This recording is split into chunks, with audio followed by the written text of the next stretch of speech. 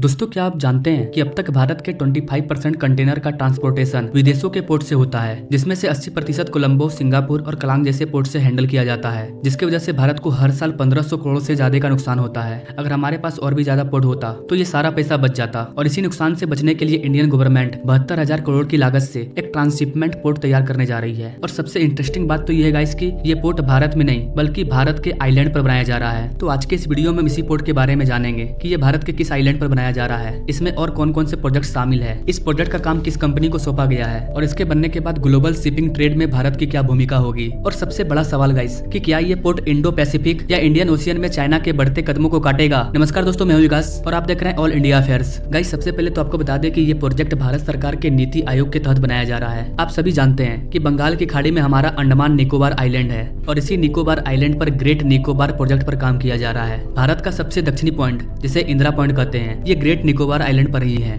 इस प्रोजेक्ट के बारे में जानने से पहले आपको ये जानना जरूरी है कि ग्रेट निकोबार आइलैंड हमारे लिए कितना इंपॉर्टेंट है। गाइस, आप सभी जानते हैं कि वर्ल्ड की सबसे बिगेस्ट ट्रेडिंग रूट मलक्का बार है। चाइना समेत कई एशियन कंट्री का ट्रेड यहीं से होता है। और गाइस, यहाँ पर सबसे इंटरेस्टिंग बात यह है कि जैसे ही कार्गो शिप मलक्का बार से बाहर आती है, उसके बाद वहाँ से 180 किलोमीटर की दूरी पर भारत का ग्रेट निकोबार आइलैंड है। इंडियन ओशियन स्टार्ट होता है, यानी कि भारत का एरिया, जिसे हम लोग हिंद महासागर कहते हैं। और इसीलिए ग्रेट निकोबार आइलैंड इकोनॉमिकली और स्ट्रेटेजिकली दोनों दृष्टिकोण से हमारे लिए इंपॉर्टेंट है। आपको बता दें गाइस कि ये आइलैंड 1004 स्क्वायर किलोमीटर के एरिया में फैली है, जो कि सिंगापुर से भी बड़ा है। यानी कि भारत चाहे तो इस छोटे से आइलैंड पर सिंगापुर जैसा या उससे बड़ा शहर बसा सकता है। यहाँ की जो पॉपुलेशन है वो 8,659 है। यहाँ पर कई नेचुरल रिसोर्सेज भी मौजूद है। और गाइस, ये आइलैंड हमें ये बताता है कि भारत चाहे तो इस आइलैंड पर दुबई, हांगकांग और सिंगापुर जैसे शहर बसा सकता है। लेकिन आजादी के बाद से कोई ऐसी सरकार नहीं आई जो यहाँ के विकास के बारे में सोचे। लेकिन अब भारत सरकार इसे डेवलप करना चाहती है और 72,000 करोड़ रुपए की लागत से ग्रेट निकोबार प्रोजेक्ट पर जोर दिया जा रहा है। यहाँ पर ट्रांसशिपमेंट पोर्ट बनाया जा रहा है, जो हमारे इंटरनेशनल ट्रेडिंग में 4 चांद लगा देगा। और यहाँ पर एयरपोर्ट, पोर्ट और पार्क जैसे कई प्रोजेक्ट पर लगातार काम चल रहा है। इसकी शुरुआत होती है 10 अगस्त 2020 को। 10 अगस्त 2020 को हमारे प्राइम मिनिस्टर मोदी जी चेन्नई में टेलीकॉम कनेक्टिविटी प्रोजेक्ट का उद्घाटन कर रहे थे। और उसी दौरान उन्होंने घोषणा किया कि भारत के अंडमान निकोबार द्वीप समूह को मार्टाइम एंड स्टार्टअप हब के रूप में विकसित किया जाएगा। 2020 में ही अंडमान निकोबार को टेलीकॉम कनेक्टिविटी प्रदान कर दिया गया है, जिसमें मैन भारत को अंडमान निकोबार से कनेक्ट करने के लिए चेन्नई से ऑप्टिकल फाइबर के जरिए कनेक्ट किया गया है। और अब वहाँ पर भी 4G चल रहा है, जिससे कि टूरिज्म को बढ़ावा मिल रहा है। आपको बता देगा इसकी ग्रेट निकोबार प्रोजेक्ट का काम एकॉम कंपनी को दिया गया है, जो कि भारत की प्राइवेट लिमिटेड कंपनी है। सबसे पहले निकोबार को टूरिस्ट हब में बदला जा रहा है। यहाँ पर एक ग्रीनफील्ड सिटी बनाया जाएगा। गाइस, यहाँ पर मुख्य रूप से 4 चीजों का निर्माण किया जाएगा। एक तो इंटरनेशनल ट्रांसशिपमेंट पोर्ट, जो हमारे ट्रेडिंग को और अधिक डेवलप करेगा। इसके बाद टूरिज्म के आने जाने के लिए एक ग्रीनफील्ड इंटरनेशनल एयरपोर्ट बनाया जाएगा। एयरपोर्ट पहले से भी मौजूद है, लेकिन एक और ग्रीनफील्ड एयरपोर्ट बनाया जा रहा है, जहाँ पर टूरिस्ट के साथ साथ हमारे इंडियन नेवी फोर्स के लिए भी जगह बनाई गई है, जो इंडियन ओशियन में भारत को सिक्योरिटी प्रदान करेंगे। इस इंटरनेशनल एयरपोर्ट को इस तरह से तैयार किया जा रहा है कि यहाँ से किसी भी वॉर के दौरान फाइटर जेट और भी तरह तरह के लड़ाकू विमानों को सीधे लॉन्च किया जा सके। और इन सारी चीजों के लिए चाहिए बिजली, और बिजली के लिए पावर प्लांट बनाया जा रहा है। और इन सारे चीज को करने के लिए लोग चाहिए, लोगों को रहने के लिए घर चाहिए। और इसीलिए यहाँ पर एक टाउनशिप एरिया भी तैयार किया जा रहा है, जहाँ शहरों की तरह हर चीज अवेलेबल होगा। यहाँ पर जो 8 से 10 हजार आदिवासी लोग हैं, सबसे पहले उनको डेवलप किया जा रहा है। और ये सारी सुविधाएं सबसे पहले उनको मिलेगी, जिससे कि वो आदिवासी से बाहर आकर खुद को डेवलप कर पाए। गाइस, अब तक आपने यहाँ पर 2 वर्ड सुना होगा,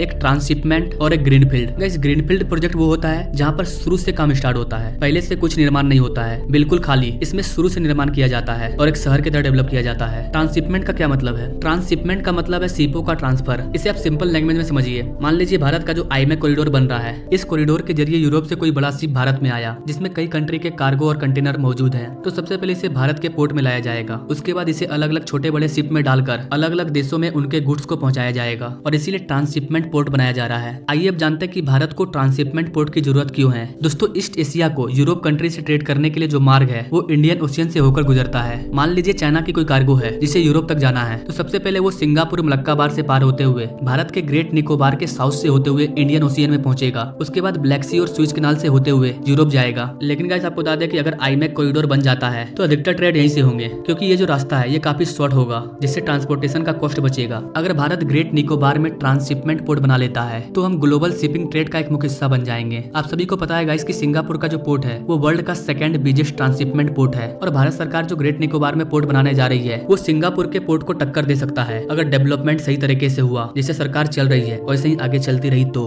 और गाइस ग्रेट निकोबार की जो लोकेशन है वो गजब की है। सिंगापुर पोर्ट और श्रीलंका के कोलंबो पोर्ट से ठीक मध्य में यहाँ पर हम शिप को स्टोरेज कर सकते हैं, रिप्रोसेसिंग जोन और शिप बिल्डिंग फैसिलिटी को भी डेवलप कर सकते हैं। हमारे इस पोर्ट की जो कैपेसिटी होगी वो 16 मिलियन कंटेनर की होगी पर ईयर। आज के टाइम में हमारा 75% cargo out of India port के द्वारा हैंडल होता है। अगर भारत ये पोर्ट बना लेगा तो हमें बिलियंस ऑफ डॉलर की बचत होगी। अंडमान एंड निकोबार आइलैंड को दहलीज बुल्कवर्क के नाम से भी जाना जाता है। बुल्कवर्क एक दीवार या एक ब्रैकेट का काम करता है। ये एक मिलिट्री का कमांड है जो कि इंडियन ओशियन रीजन में चाइना के बढ़ते कमांड को काउंटर करेगा। ये हमारे प्यारे भारत को एक दीवार की तरह प्रोटेक्ट करेगा क्योंकि चाइना जब भी इंडियन ओशियन में एंट्री करेगा तो वो हमारे इसी पोर्ट से होकर पार होगा और यहाँ पर हमारे इंडियन नेवी के फोर्स होंगे जो चाइना के किसी भी गलत हरकत के लिए 24/7 आवर रेडी होंगे। इसके अलावा यहाँ पर solar park, gas plant, diesel generating plant और भी कई तरह के प्लांट सेटअप किए जाएंगे। मैं ये नहीं कहूंगा कि इसे दुबई या सिंगापुर की तरह तैयार किया जा रहा है, लेकिन इतना कंफर्म है कि आने वाले टाइम में ये भारत के इकोनॉमी में 4 चांद लगा देगा। इसे हम टूरिस्ट प्लेस के जैसा डेवलप कर सकते हैं। आई होप कि गाइस आप समझ पाए होंगे कि ग्रेट निकोबार आइलैंड कितना इंपॉर्टेंट है हमारे लिए और इससे भारत को आने वाले टाइम में क्या क्या फायदा हो सकता है। वैसे गाइस आपको क्या लगता है भारत को अंडमान निकोबार पर कैसा शहर बसाना चाहिए?